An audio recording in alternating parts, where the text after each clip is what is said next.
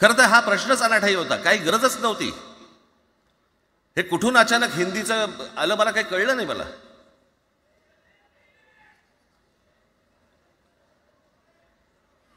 आणि हिंदी कशासाठी? हिंदी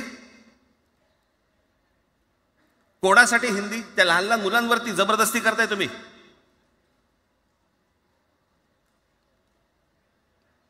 कोणाला विचारायचं नाही, शिक्षण तज्ज्ञांना काही विचारायचं नाही, कोणाला काही विचारायचं नाही. बस आमची सत्ता आहे, आमच्याकडे बहुमत आहे, आम्ही लादणार.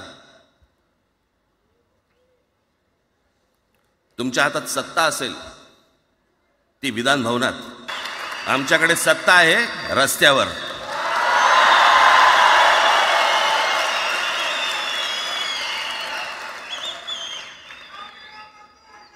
एक पत्र लिहिलं, 2 पत्र लिहिली,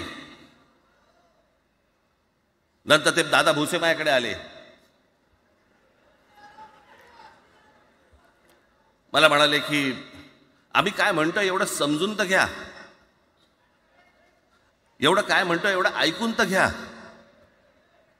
म्हटलं दादा तुम्हाला एक गोष्ट सांगतो, तुम्ही काय सांगता ते ऐकून घेईन पण ऐकणार नाही.